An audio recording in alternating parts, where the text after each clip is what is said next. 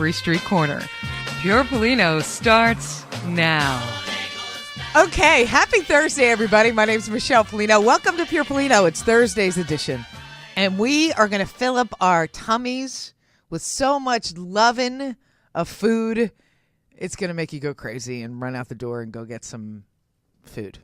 Unless you live in the Midwest or the East. You're just going to say no. You're going to go to the fridge. Joining us today, I'm really excited. It's the first annual Pure Pollino LA Food Writers Roundtable, and I have to say it's quite a team. Joining us in just a few minutes for the roundtable to discuss what 2014 will bring to not only our taste buds, but to our restaurants and everything in between, is Julie Wolfson from Sprudge and Cool Hunting, also Tasting Tables LA correspondent Garret Snyder, and from Deep End Dining and LA Magazine, Eddie Lynn.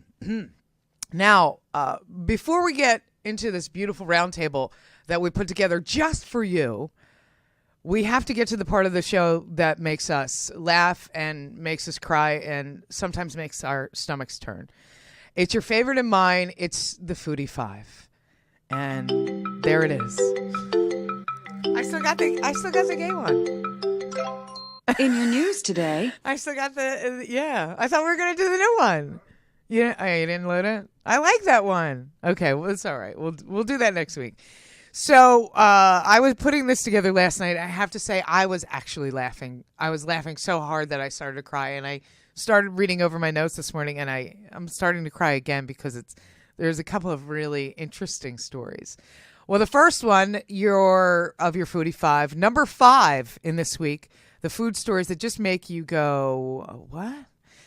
Is a pair of kids in San Francisco have brought the lemonade stand into the 21st century and are actually accepting Bitcoins. Now, do you guys know what Bitcoins are? I'm just figuring it out. I'm a little slow. Oh, really? You don't know? Okay, my board up and engineer is shaking his head no. So Bitcoins is digital currency. And I've been seeing billboards pop up all over LA. And what they were doing, these kids were doing, was accepting Bitcoins for their lemonade stand. According to Motherboard, the two little girls have set up Mia and Taylor's coffee shop in San Francisco's No Valley, which is pretty upscale if you know the area. The coffee shop sells lemonade, coffee, and cookies for $1 each. But right next to it is their little cardboard storefront. It also has a large QR code printed on its awning and a handwritten sign announcing "We take Bitcoins." I love this. These girls, actually, a Reddit user found them and took a picture of them because Reddit uses Bitcoins. It's one of the only few. I think there's a dating site. OkCupid's the other one that uses Bitcoins. So a couple of websites have now incorporated Bitcoins, Reddit and OkCupid. There's a few more. You can look it up online. But the girls have managed to earn 0.83 Bitcoins, which is just over $70. That's not bad. That's not bad at all.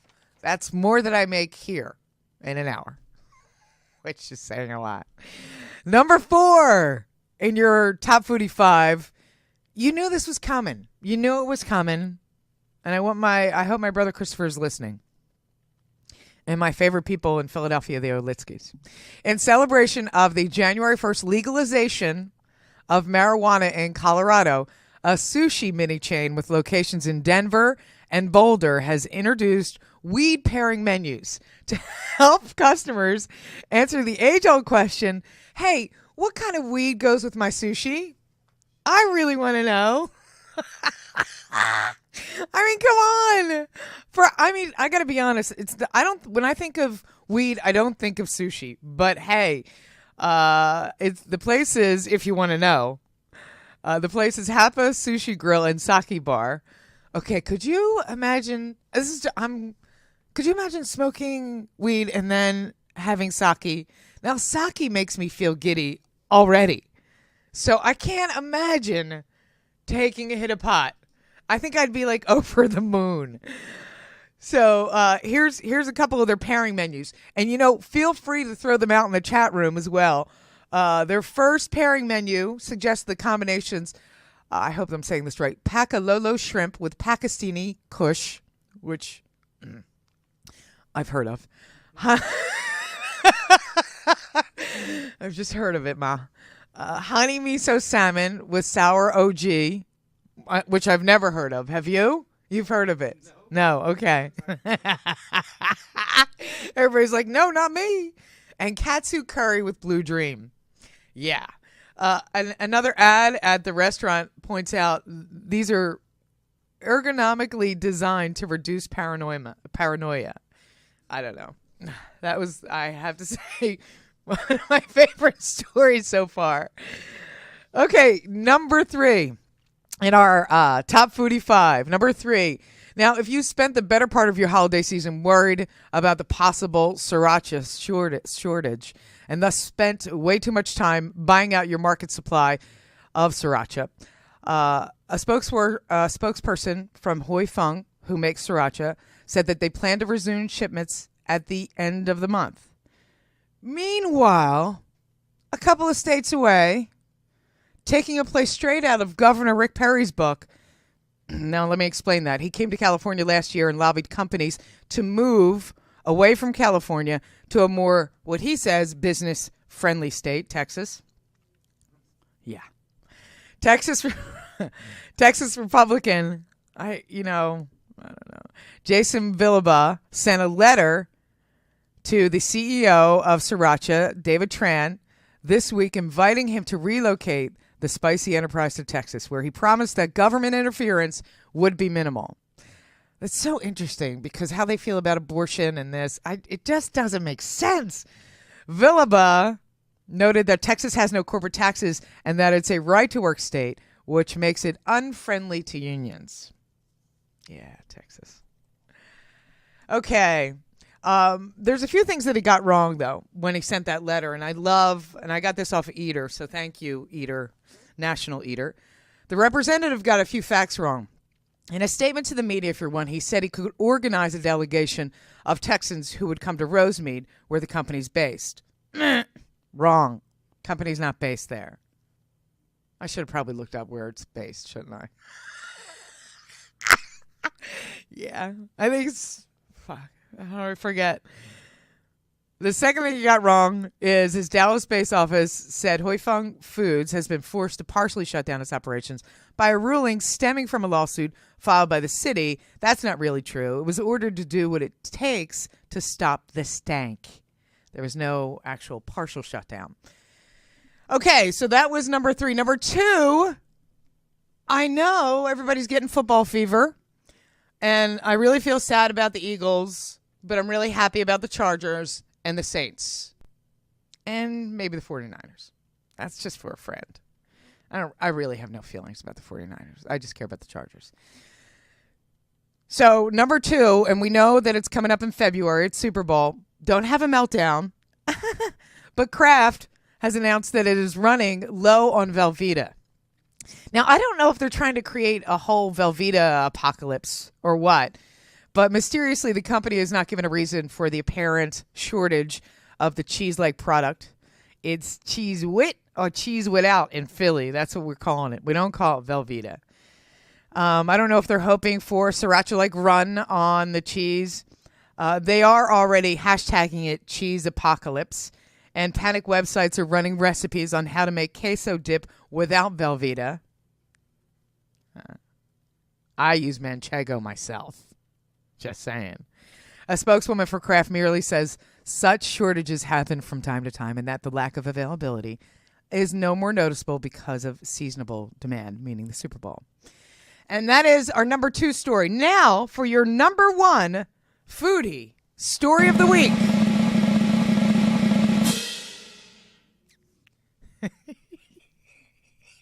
This is crazy.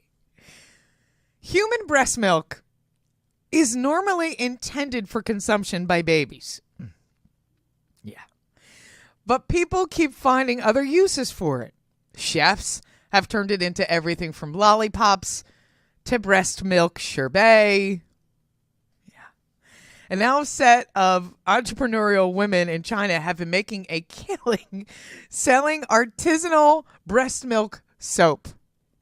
Could you imagine washing your body with breast milk. Men, stop it. Just stop it right now. Stop it. Leave the room.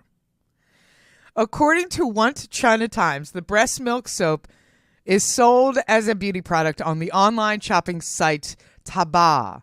And that's Taobao, because I'm sure I'm pronouncing it wrong, where it's credited with the ability to make an adult's human skin smoother, whiter, and healthier. First of all, I have to say, in China, you might want your skin white, but here in California, we like a nice golden hue. Just saying. So, one soap seller said she found instructions on the internet for making the breast milk soap, and it was so easy, she decided to go into business. In addition to being really good for feeding babies and making strange culinary experiments, breast milk is often said to have other healing properties that make a good cure for skin issues like diaper rash and infections like pink eye, but I'm not sure that it makes a good body wash. So there it is, ladies and gentlemen, your top foodie 5 right here on Pure Pollino. Coming up next, we have the first annual Pure Pollino. I can't even say it. I'm thinking about that breast milk. Pure Pollino Writers Roundtable. It's coming up next. Stay with us.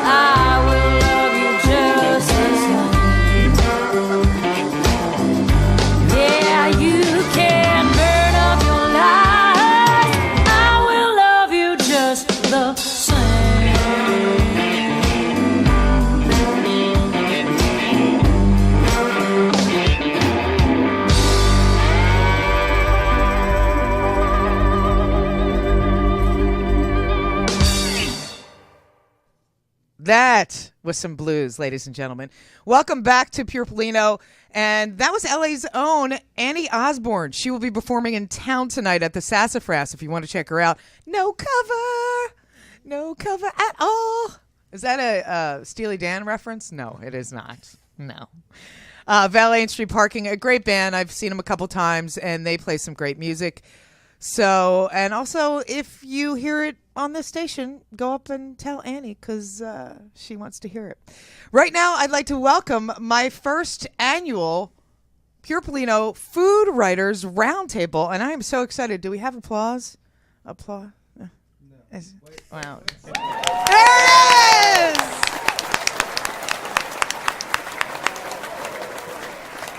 Thank you. Thank you very much. So I'd like to welcome to my panel Sprudge.com and cool hunting writer Julie Wolfson, who just wrote a great piece on the Arts District in DTLA, and I really want to touch on some changes because I can feel it. I can feel DTLA moving. It's happening. Yes, it is so happening, and I'm so glad you're here to talk about it. Also from the tastingtable.com, LA correspondent Garret Snyder. That piece you did with food writer Leslie Barger-Sutter, I hope I'm saying her name right. Oh, yeah. Around LA and 80 cuisines. I actually printed that out. Oh, it's no, great, it's an amazing piece. It came out really great. We were very happy with it, yeah. And you just did a piece on some burgers, too, that I read about and I really liked. And, of course, LA Times and Deep End Dining writer Eddie Lynn. LA Magazine, actually. I'm sorry, LA Magazine. Duh. LA Magazine. That's a big difference. That's a big difference. So LA Magazine and Deep End Dining writer Eddie Lynn. Now, Deep End Dining is your own creation, right, Eddie? That's right. Deep End Dining is how I got into this racket. In fact, and it is a racket. It is a racket. Yeah. It's a food blog that focuses on the exotic stuff. Okay. Delicacies. Yeah. Strange food. But Deep End Dining actually celebrates its 10th year this year. That's how long great. I've been doing it. That's a congratulatory applause there, if we can hit that. Long time. Okay. I'm taking advantage of this boy now. I am totally taking advantage of him. But yeah, you're the author of Lonely Planet's Extreme Cuisine, Yep. which is a guidebook about exotic foods around the globe. And you are an extreme food person. And your essays have been covered by NPR, PBS, the Los Angeles Times. You have a YouTube series. What is it? Kamikaze Kitchen? Kamikaze Kitchen. Yes. That's I know. It's great, Gray. I was watching it the other day. Yeah, I love it. You should check it out. It's funny and it's quirky. And if you love LA and you love the food scene, you'll love this YouTube series. It's really got that kind of. It definitely has it. Yeah, it's really fun to watch. Don't be too queasy. Yeah. Well, Don't watch on a full stomach. yeah. Well, the other thing is, I'm not queasy. So you're right. I saw a couple of alligators there in a couple of episodes, which I love. And of course, where do we get with Garrett? Do we introduce Garrett? Did I not? Yeah, write it down? you got me. Yeah. Oh, I did. That's right, we did. Talk some more Okay, then. we're good. So yes, everybody, welcome to the show. Thanks for having us. Hey. Thank you. So what I'd love to do is kind of start backwards. This has been an incredible food year. A couple of trends that we've had in 2013. A couple of us might want to see leave our plates, but a lot of us want to see maybe stay and even get better. One of the biggest trends, I think, of 2013, well, there was two really huge ones. There was the cronut. And have you guys, any of you eaten the cronut or have? I've had a counterfeit. Lots cronut. of imitators, yeah. Right. Well, the funny thing was, I was actually in This is New Garrett, York. I think it was the end of May, early June. It was right when the cronut had come out. And it's funny because that bakery that it came from, Dominique Ansel Bakery, like he's a really talented pastry chef, and he has so many great things. And even he admits that that's not his best pastry. Right. But it got this just mass popularity. Right. And you know, one of my friends was like, "Hey, you should really go check out. He's got some great pastries there. You know, the Queen Amman is really good." And I said, "Okay, well, should I go?" Like he's like, "Oh, you know, go after the cronuts have sold out. After like 10 o'clock." you know, it will be picked clean, no more cronuts. People will leave, and you just walk in there and get a regular pastry. Right. And I went at like 11:30 on a weekday, and the line was around the block still. Right. I hadn't seen anything like it, and it was really strange because I think that it just caught on with the mainstream so quickly instead of these kind of like long gestating trends. It was like on the Today Show after a week of being invented. So it was pretty crazy. It was pretty rare, I think, you know. Well, I think that's what's happening with food trends now. I think because of the internet, they are happening in the blink of an eye, and they're happening in such a way. Like Eddie, you did a piece on the ramen burger on Deep End Dining. Right. That's another hybrid food, I guess. I get the cronut Food and mashup. yeah, food mashup. That's a total food mashup. Yeah. Yeah. And that basic, for those who don't know, I don't know how you could possibly miss it, but it's essentially a I think it was a 75-25 patty, beef patty, with 2 wheels of ramen, and they're all kind of coiled up. You know, like when you open up a ramen pack? Yeah. It's all kind of like that. It's all coiled up Right. together, but it's not crunchy. It's kind of pliable, but it's been grilled.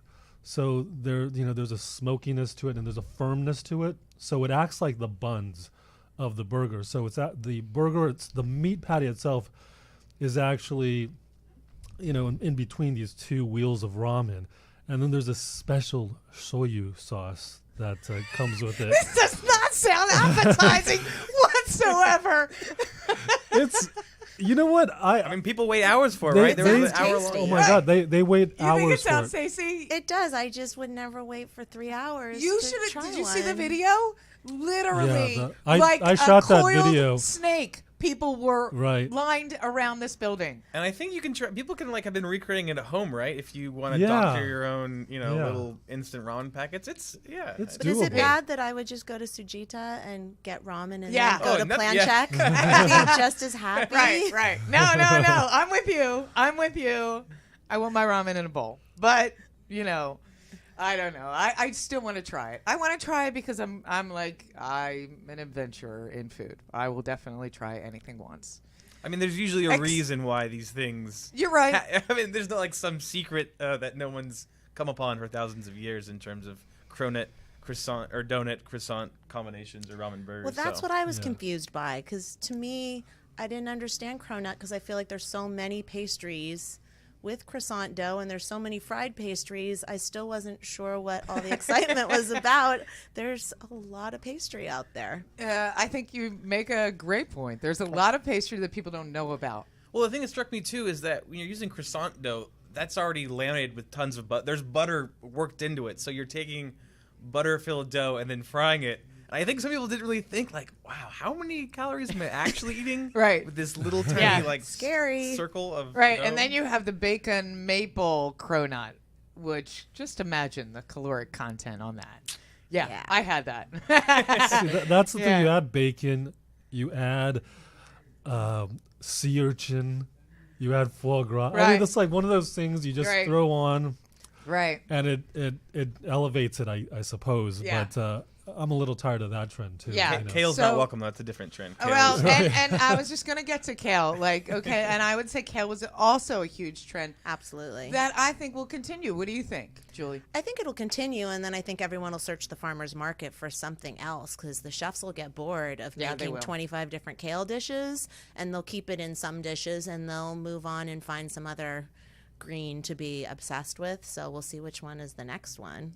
I think that's true. Guys, have anything to add to that? Yeah, I really don't have any. I mean, a lot of people. There's a lot of kale. I hate don't going hate around. kale either. Yeah, because it does take skill to prepare. I mean, a good chef can really elevate it. It's a green that's not in its like original state super tender, so it takes some work. A lot of chefs will like massage it or blanch it. I forget the restaurant, but one chef was like serving it like a kale salad 3 ways, and it was like fried and then braised. Hinoki and the bird? It might have been. Yeah, it was Hinoki and the bird, and it was a great salad. And Oh, I man, thought they are just fantastic. yeah. it's a great restaurant. Oh, it is. And I think one of their best strengths is taking dishes that you say, okay, I know I've had a kale salad, Right. and then you have that, and you're like, okay, they're Right. doing something different. So I think there is room to explore with kale. Yeah. That said, I've had some bad ones. I've had some kale salads where it's just chewing on a piece of I hear an you. old leaf Yeah. for a couple That's pretty nasty. So what do you think are some trends that you thought in 2013 were not only great, but will continue to kind of morph and grow? For me, what I thought first in outside of the food in the restaurant business, foragers on staff, Alma having its own farm, stuff like that. What do you guys think, Garrett? Yeah, I would agree with that. Girasol, which opened Studio City, it's the C.J. Jacobson, the Top Chef fame. He put a lot of effort into foraging, and it's not really an easy thing. I mean, I think it's so time and labor intensive that might limit its growth, Right. But it is great to see chefs being aware of that and just kind of looking to their backyards, even if that kind of translates to, pulling off on the side of the road and picking a dandelion green or something, whatever it is. And there are chefs. I mean, Jordan Kahn, who is the chef owner of Red Medicine, he started out with the Vietnamese-inspired restaurant, right. and he's kind of shifted it the past couple of months, and it's so based on foraging. And he just goes on these trips to, the Santa Monica Mountains or east, and it's crazy. I mean, like, how does he find the time? Or how does so it's kind of mind-boggling to me. It is kind of mind-boggling. I can't even think of it. Yeah, I was going to mention Jordan. Yeah. He just spends all his day. He's working all the time, basically. Right. But it looks like he really enjoys it to me.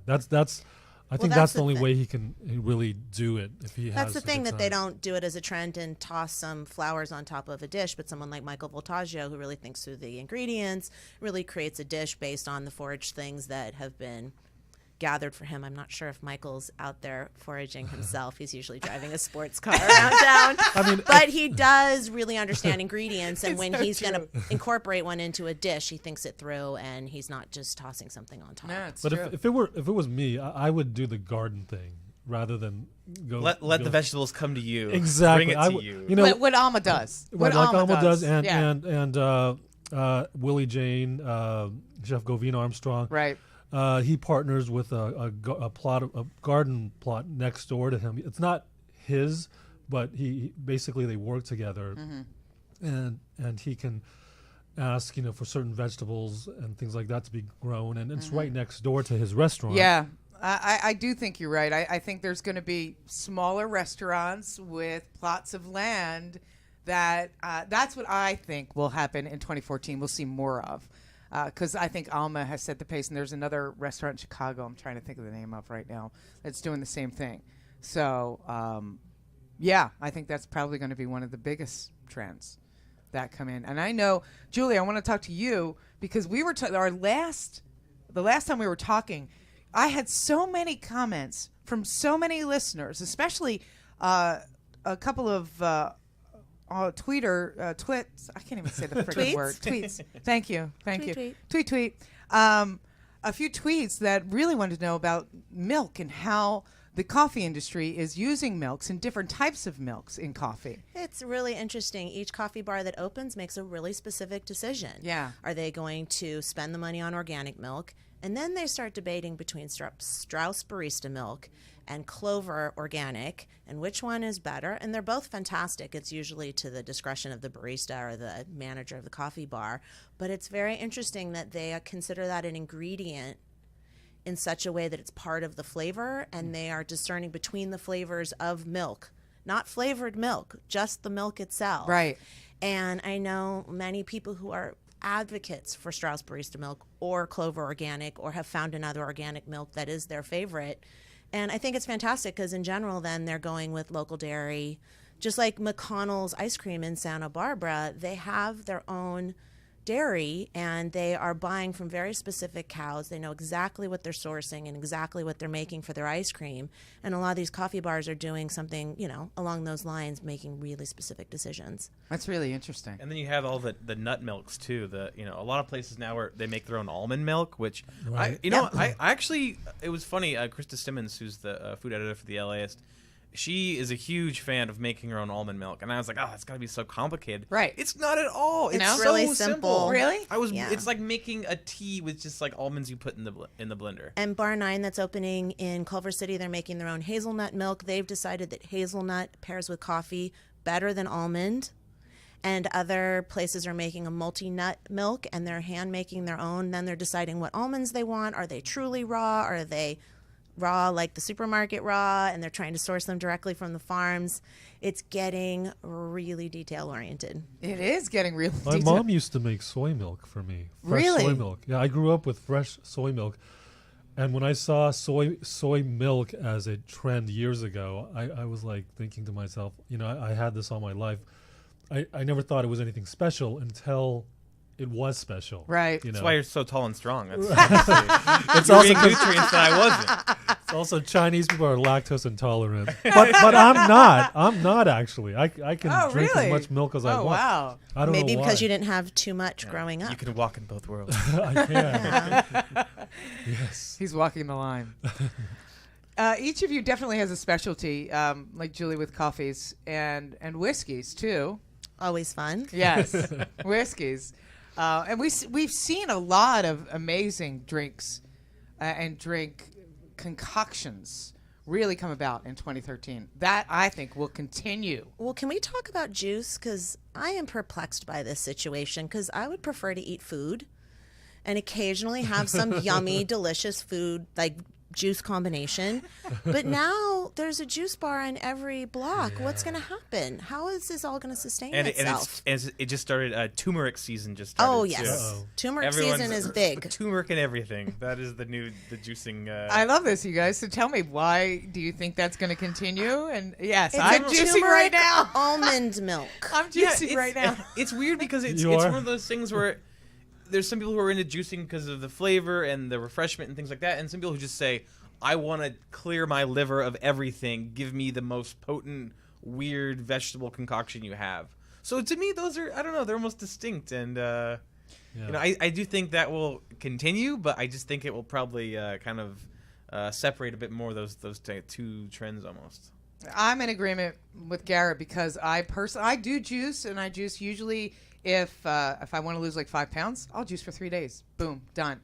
And if I feel like I'm getting sick, I'll juice for a few days, and I'm well again. But I love food so much, sometimes I can't get through day 2. I'm like, oh, I need a crunch. Well, yeah, sometimes I look at the ingredients in a juice and I think, God, that would make a really good roasted vegetable dish or salad. Nice. And I would rather sit with the salad or the roasted vegetable dish. That being said, I did a big feature about moon juice this year. And I think what she's doing is amazing. She worked with some really prominent chefs. She's thinking about her ingredients in relationship to each other and what's in the same juice so that they really complement each other. Her almond milk is stunning. But do I want to do a cleanse and only have that for 3 or 4 days or a week? I'm not really that person, but I am happy to taste it and know that I had something that was really good for me. It's interesting because I was over at Erewhon the other day at their juice bar, and they're like chemists. They're like mad scientists with all those concoctions, and they fixed me up something, and it was really expensive, and it wasn't bad, but I could never imagine having that day in, day out. I would go bonkers. I would. And so I get what you're saying. I always look for the spicy ones. Like Press Brothers has ones with some habanero in it, and then I feel like it's kind of a kick, and I almost want to bring one home and put some mezcal and ice in it, and I'd really be happy. Oh, yeah, there you go. That's great. A little whiskey, add it to your juice. Yeah. You heard it here from Julie Wolfson. Yeah, that's how I would juice. Yeah, there we go. The round Otherwise, table. it doesn't work for me otherwise. So Eddie, let's talk exotic foods. That's your specialty. Tell me what you see as one of the biggest highlights that will be in 2014. So the other day you had nose. You had. Yeah, I don't think that's going to catch fire Pig snout. in 2014 or 2015 or any time in the near future. No, pig snout, I had a little love and hate experience with it. The first time I had it, I was really excited. It was Grand Central Market. It was a little taqueria stand. There was very obvious snout. They didn't chop up the snout. It was like You saw the nostrils. the nostrils, I can't the, do that. the snot that come with the nostrils. I mean, this was like they describe food as gelatinous. This was gelatinous and snotty All right, we got it. and boogery. Yeah, it was.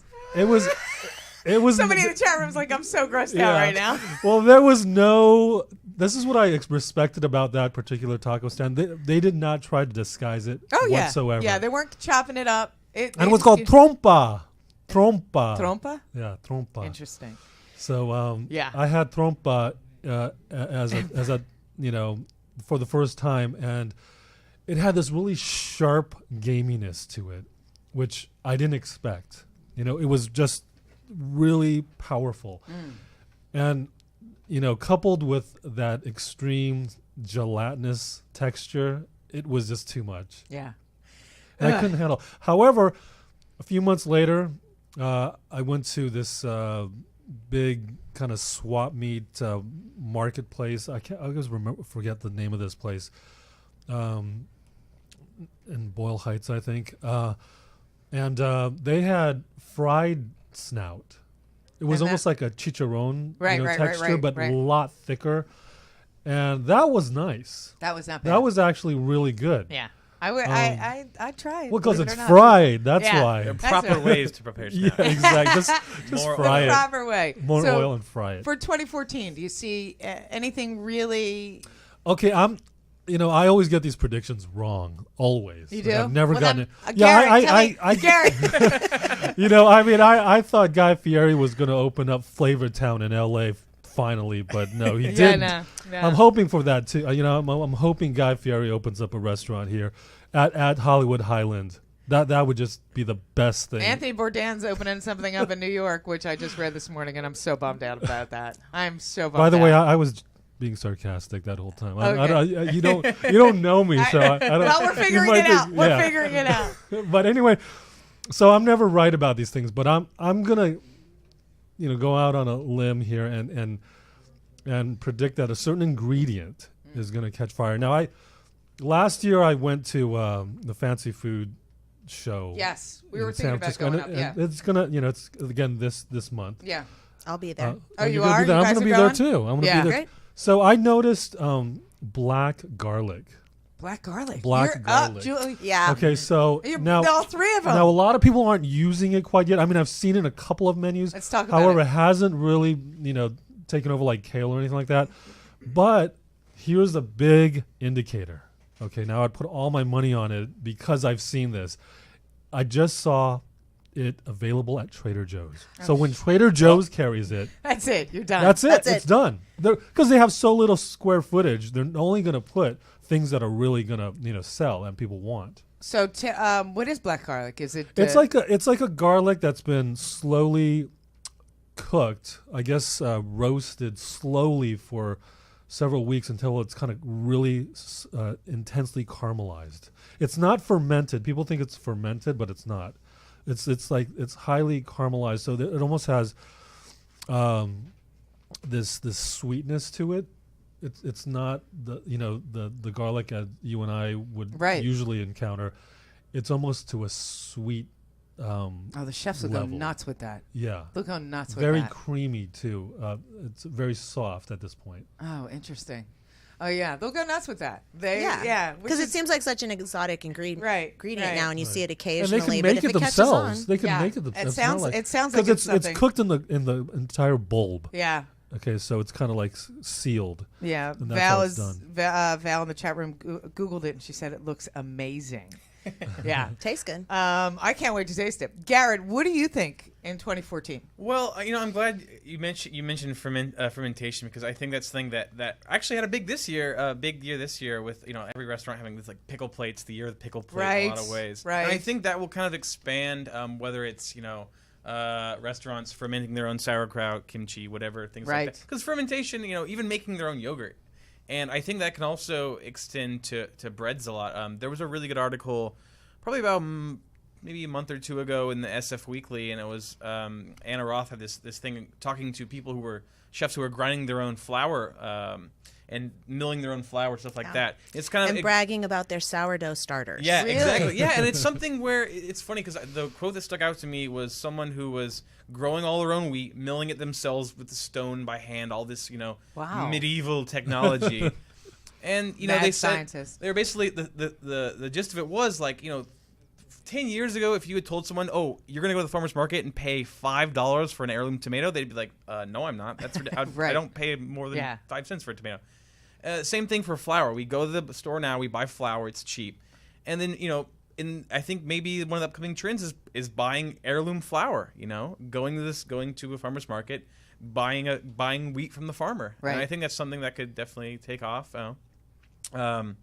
And another thing too, I think in the world of restaurants, I think French cuisine is going to have a big year. I agree with you. I agree with you there. I do. I think it's going to make a major comeback. Yeah, and because it's still comfort food in a lot of ways, comforting flavors. There's one of the big openings in New York right now is a Rotisserie Georgette, which is a Daniel Boulud. His former aide is opening that, and yeah, I just think people want these really comforting foods, and whether it's like steak frites, there's like a steak frites restaurant coming to LA very soon that just serves only that. That's it? Yeah, pretty much. That's interesting. And the Ace Hotel, their restaurant's opening next week, LA chapter. And this is the cool kids and the cool drinks and the cool place. And you read the description of the food and it says home style, locally sourced, comforting food. Right. That's it. That's what they want to serve. Right. And that'll be probably every restaurant opening up in 2014, you think? We'll see. Yeah. Pop-up dinners. Anyone? Julie. They're always fun. Yeah. It's always like a theater performance or something. I mean, you're getting something special. It hasn't been on the menu for 3 months or 3 years or 30 years. And for a lot of chefs, it's their access to customers. For some chefs, it's their special night to try out their experimental things. There's been pop-up dinners in museums and hidden warehouses. It's fun. Right. It's interesting. Joe, you posted on Facebook the other day, Joe did a pop-up dinner for a restaurant that's about to open. Oh, Joe Stugard Yeah. at the LA Times. Warren's yeah. Blackboard in Right. North Hollywood. Yeah. Yeah, that looked great. I think that's an awesome thing when you find out, if you're a foodie, that that a restaurant is trying out, it's about to open, and they're doing a pop-up to try out their recipes, to try out their dinners before they open up the restaurant. It's like seeing a band before they were That's big. That's it. I saw him at the Echoplex. No one had heard of him. That's exactly the analogy. That's the thing is, though, I think this was a big year for pop-ups. Not so much that they were, had been around for a while, but this year I think it showed that they could become actual restaurants. Like 3 of the biggest restaurants I think this year. Alma winning Best New Restaurant. Right. Alumet, Echo Park being nominated for top 10 Best New Restaurants. And then Trois Mec just getting universally loved. Huge. And now Petit. Yeah. Petit Mec, right? Or I think that's Next door, Petit yeah. Mec. And those all traced roots from pop-ups. Right. And I think it showed that, a chef can start a pop-up and eventually work to a full restaurant, a brick-and-mortar restaurant. Right. So it's kind of one of those, maps to success. In the same way kind of a food truck used to be. And they're just like food trucks, there's good ones and there's bad. There's good pop-ups, there's bad pop-ups. And some of those led to restaurants too. I mean, with Eggslet now at Grand Central Market, he's got throngs of people, and he didn't have to start from scratch. He had all of his truck customers. He had people walking through Grand Central Market that just heard the word egg and were happy. And he's got throngs of people and some people saw slut and were happy exactly. too. There's the Exactly. other half I was just gonna, as well. Yeah, the other half of that equation, that brought a lot of people in. Favorite food. I know this is a hard one for you guys. Favorite food that is a trend right now, Garrett. I'm going to go with we'll go with oysters. Okay.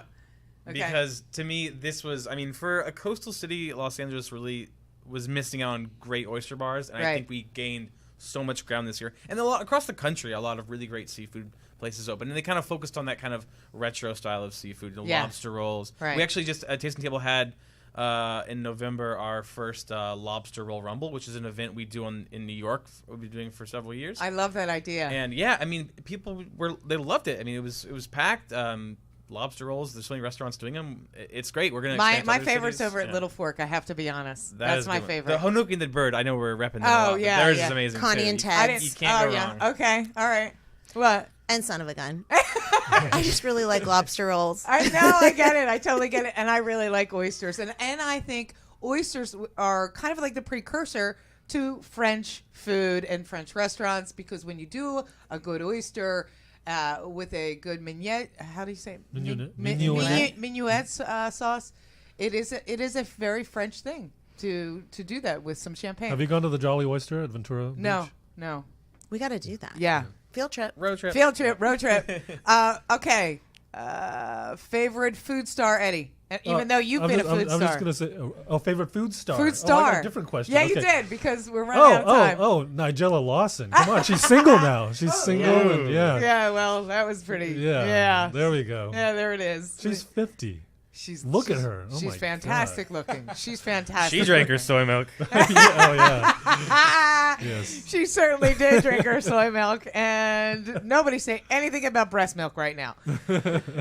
Dream assignment. If you had a dream assignment that you could write, Julie, what would it be? I just need to meet with about 10 to 20 or 30 chefs in Tokyo. So please, somebody send me on that story, because I need to get back there. Okay. Really? Okay. Yeah. A lot of friends and family in Tokyo, and I miss everybody, so I got to get back. Nice. Okay, so we got 2 minutes left. I know you wanted to talk, Garrett, you want to talk about the open market event? Yeah, we have a really great event. We actually did it in Chicago not too long ago, and we're bringing it to LA. It's an event called Open Market. It's going to be happening in May in Los Angeles, and we're going to be showcasing about 45 different LA vendors of different artisanal foods, local foods, restaurants. It's going to be really awesome. Everything from coffee to spirits, stuff like that. So definitely should be able to check that out. tastingtable.com. While you're there, sign up for the email. It's just a little plug, but it's a really great opportunity to keep up with the food scene. And people can find you at tastingtable.com, correct? Yes. And of course, Eddie Lynn, people can find you at Deep End Dining. Yeah, 10 years, deependdining.com. And for Los Angeles Magazine, there's a Best New Restaurant celebration at the Helms Bakery, Wednesday, January 22nd. From 7 to 9 p.m. More information at lamag.com. That is perfect. And Julie Wolfson? You can find my food and beverage writing at sprudge.com and coolhunting.com, and I'm heading to the Fancy Food Show. So look for a report from the Fancy Food Show of some very fun and fancy show. You want to come on here and do the report? I'd be happy to. Great. We'd love it. We would love it. Well, you guys, thank you so much. It went by way too quick. And I just enjoyed it so much. So thank you all for being here. Thank you so much for having us. Yeah, it was a great time. That was fun. That was a lot of fun. So also, again, all this information, if you didn't write it down, I will have it for you on my Facebook page. So please become a fan on Facebook.com/Pure Pollino. Follow Pure Pollino on Twitter and Instagram. It's _Pure Pollino. And sign up for our newsletter on my website, purepollino.com. Help us grow by watching, liking, sharing Food for Thought today. If more of us valued food and cheer and song above hoarding money and gold, it would be a merrier world. Thank you, J.R.R. Tolkien. Have a great weekend. Bye-bye. Hey guys, this is Bob Merrick, the host of The Bob Show, the official morning show here on UBN Radio. We like to accentuate the positive in pop culture, human interest stories, and I don't know what else. Check us out from 9 to 11 a.m. on ubnradio.com. We are experts at video production. We have crews in over 100 cities and the finest editors in the world. It's fun to create your videos, and that's what we love doing. We're good at that. But the most important thing is, how do you use those videos? How do you leverage your video investment? We provide all the platforms to do that. Website design, social media, SEO, PR, and television. And all of those components do a dance that work in tandem with each other for a comprehensive marketing campaign that really helps grow your business.